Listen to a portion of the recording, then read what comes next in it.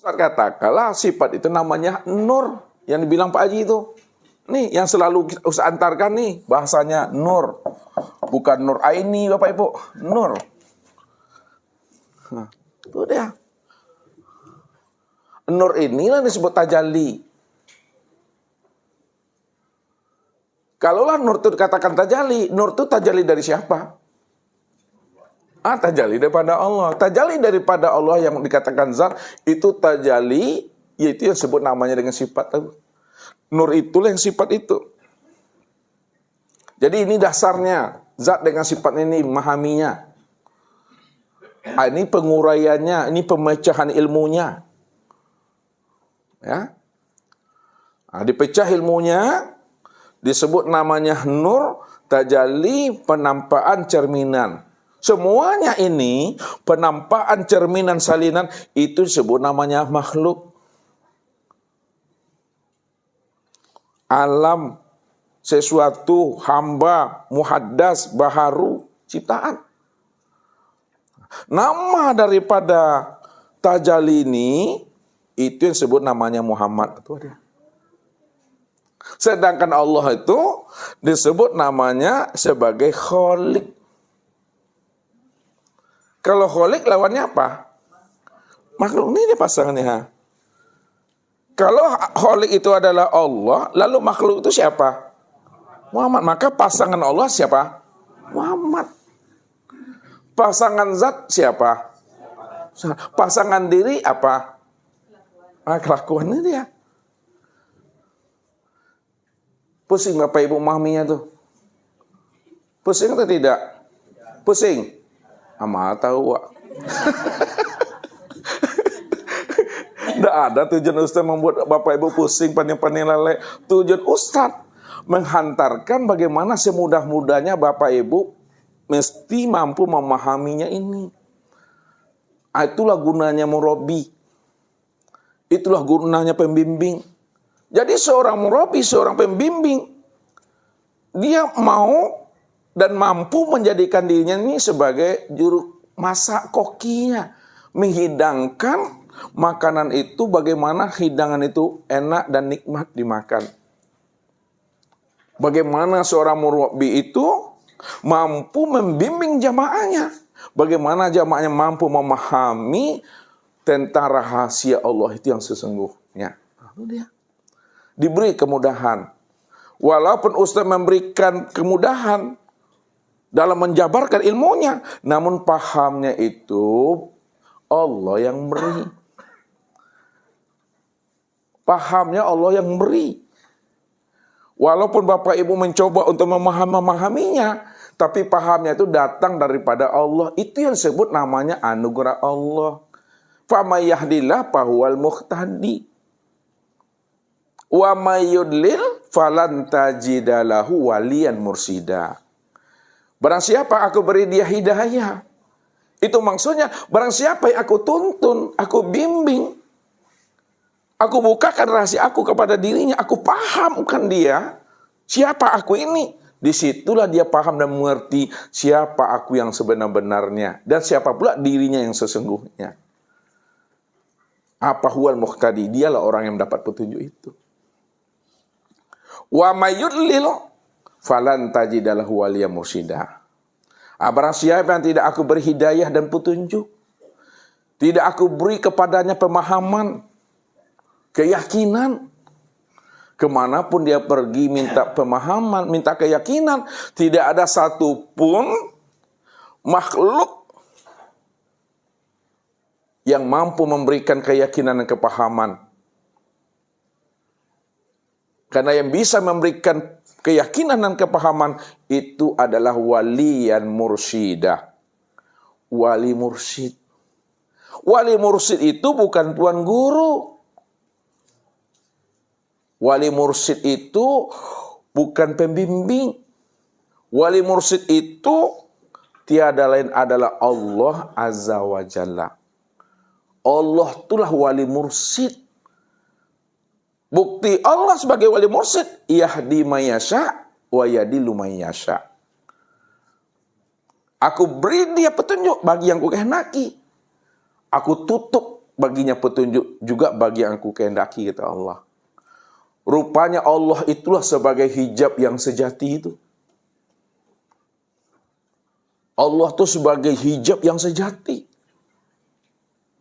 Karena dia ada sebagai hijab yang sejati, ya, maka dialah sebenarnya ia memberikan pemahaman itu kepada hamba yang dia pilih dan hamba yang dia kehendaki itu. Ini memahaminya Bapak Ibu. Ya, jadi zat itu adalah dirinya. Dirinya itu yang bernama Allah. Maka disebutlah dirinya bernama Allah itu Khalik. Sebagai apa? Pencipta. Ini bahasa ini yang selalu kita tertipu, pencipta. Kalaulah Allah sebagai Khalik, sebagai pencipta, lalu apa yang diciptakannya? Tentu yang diciptakannya siapa? Makhluk. Ini bahasanya nih, bahasa ini lagi. Yang diciptakannya makhluk. Siapa nama makhluk itu? Muhammad. Bagi orang yang tidak paham, gampang kali dia menyamakan Allah dengan Muhammad, Muhammad dengan Allah, Allah dengan hambanya, Allah dengan makhluknya. Karena mereka tidak mampu memahami antara zat dengan sifat. Karena dia tidak mampu memahami zat dengan sifat. Ya, padahal sifat dengan zat dengan sifat itu esa, maka dibuatnya lah dua di situ. Zat ya zat, sifat ya sifat. Sifat tidak pernah jadi zat, zat nggak pernah jadi sifat. Allah tak pernah jadi makhluk, makhluk tak pernah jadi Allah. Ya salah memahaminya. Karena pandangannya tadi itu belum ahad. Pandangannya itu belum esa. Tapi kalau pandangannya sudah esa, barulah dia bisa memahami apa yang disampaikan oleh orang-orang arif billah, oleh orang-orang arifin. Bagaimana orang-orang arifin, orang-orang arif billah mengesahkan zat dengan sifat, sifat dengan zat, maka muncullah suatu pemahaman yang keluar dari hati yang sudah kasat, terlontar daripada lisannya. Inilah yang disebut namanya dengan wahdatul wujud. Disebutlah namanya hulul. Disebut namanya ittihad. Disebut namanya manunggaling. Manunggaling kaula Gusti. Jadi wahdatul wujud, hulul, ittihad, manunggaling kaula Gusti itu sebenarnya untuk menyatakan bahwa zat inilah sebenar-benarnya yang wujud itu. Zat inilah sebenar-benarnya yang ada. Jadi bahasa ittihad ulul tadi itu, dia berbicara tentang sifat. Bahwa sifat ini tidak pernah berpisah cara dengan zat. Karena sifat tidak pernah berpisah cara dengan zat, maka disebutlah namanya dengan ittihad. Karena zat tidak pernah berpisah cara dengan sifat, disebutlah namanya dengan hulul. Karena zat dengan sifat, sifat dengan zat tidak pernah berpisah cerai, maka disebutlah namanya manunggaling kaula Gusti. Esa satu dia. Jadi apa yang disampaikan oleh ulama-ulama kasab tentang wahdatul wujud, hulul, ittihad, manunggaling kaula Gusti, sebenarnya dia bagaimana umat ini mampu memandang zat pada sifat. Ya. Karena untuk memandang zat lihat kepada sifat. Namun ketika dia memandang sifat, bagaimana dia pula mampu memandang zat itu yang sudah nyata pada sifat. Muncullah istilah ini Bapak Ibu. Jadi untuk mengesahkannya itu disebutlah namanya tauhid. Tauhid itu memurnikan zat, mengesahkan zat. Zat itu yang bernama Allah. Walaupun kita mampu memandang alam, Kita mampu melihat namanya sesuatu. Kita mampu memandang hamba. Kita mampu memandang makhluk. Sebenarnya yang terpandang pada makhluk, pada alam dan sesuatu itu siapa? Adalah Allah sebagai Khalik. Berarti Khalik dengan makhluk, Allah dengan Muhammad berpisah atau tidak? Tidak berpisah dia. Ini yang dikatakan dua yang tiada bercerai itu. Ini pemahamannya. Lalu bagaimana kesempurnaan? Nah, lihat. Memandang zat dengan sifat. Kalaulah zat dengan sifat itu adalah Ahad Esa, tunggal dia, maka untuk memandang zat dengan sifat secara sempurna, pandang dan lihatlah dia kepada insan. Ini kesempurnaannya Bapak Ibu. Ya. Jadi memandang zat dengan sifat, memandangnya itu kepada insan. Ya. Kalaulah zat bernama Allah, sifat bernama Muhammad, maka untuk memandang Allah dengan Muhammad, memandangnya itu kepada itu memahaminya. Ya. Untuk memandang Allah dan Muhammad, untuk melihat Muhammad dengan Allah, karena Allah dengan Muhammad, Muhammad dengan Allah itu adalah Ahad, Esa dan Tunggal, kemana tempat memandang nyatanya Allah dan Muhammad itu Bapak Ibu? Pada insan. Nah. Kalaulah insan itu kesempurna memandang Allah dan Muhammad, ya. Sedangkan insan itu berzahid dan berbatin. Nah, lihat. Insan itu ada zohirnya dan insan itu ada batinnya. Kalaulah insan itu berzohir dan berbatin, zahirnya insan itu maka nyata pada, ini dia tubuh, ini yang dimaksud oleh Khalifah tadi ini. Sedangkan batinnya insan itu nyata pada ruh.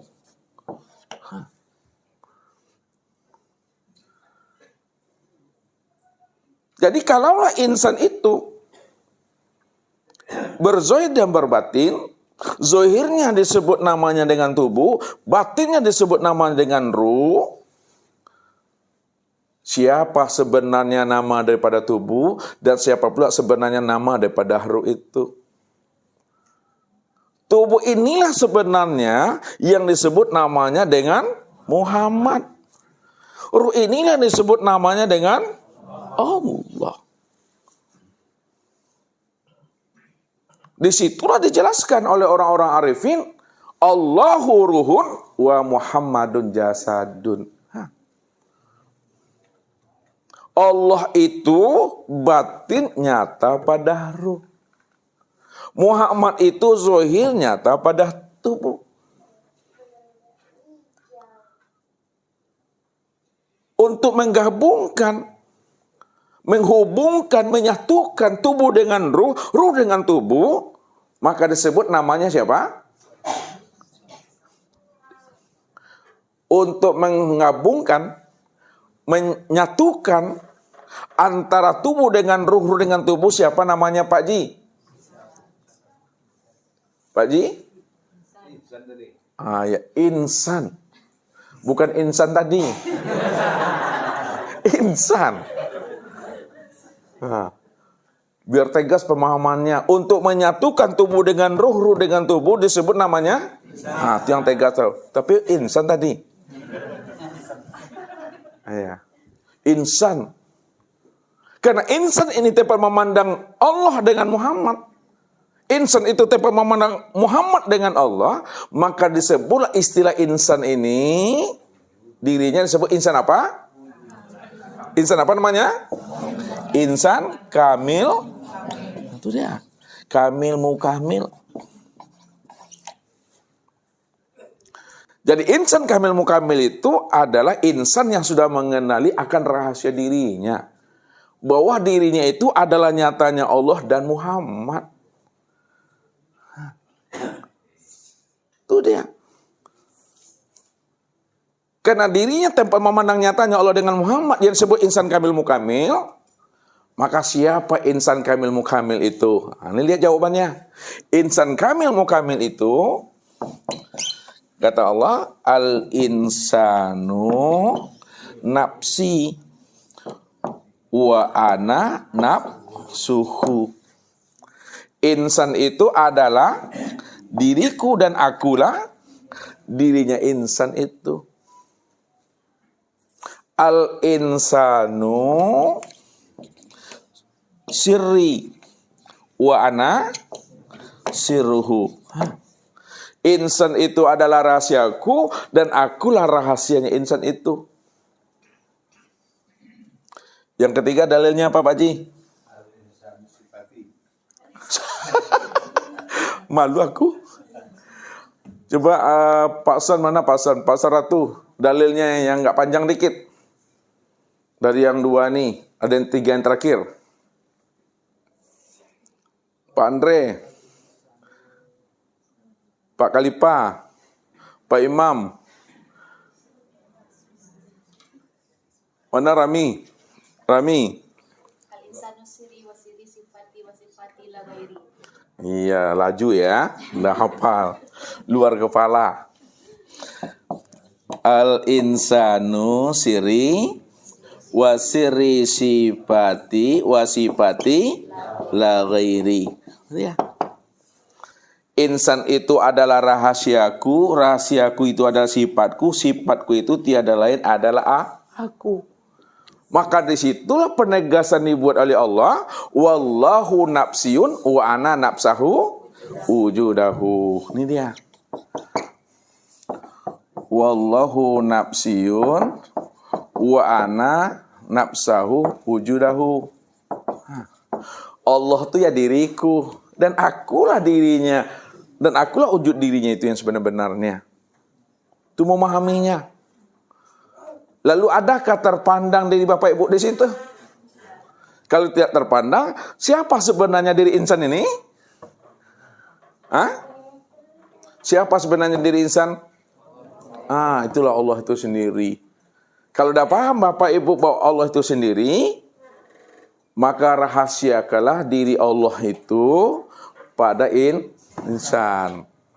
Janganlah disebut Allah itu insan, janganlah dikatakan insan itu Allah. Ini turunnya ke bawah lagi. Kadang kalimat itu pula yang membuat Bapak Ibu ragu jadinya. Ya. Padahal tadi udah mantap pahamnya. Lalu apa kata Ustaz? Rahasiakanlah diri Allah itu pada insan. Jangan disebut Allah itu insan, jangan dikatakan insan itu Allah. Kok berubah lagi Ustaz? Inilah arif dan bijaknya kita menghantarkan kaji. Tapi kalau selama-lamanya kita hantarkan seperti itu, makin tak jelas nanti makna yang sebenarnya. Ya.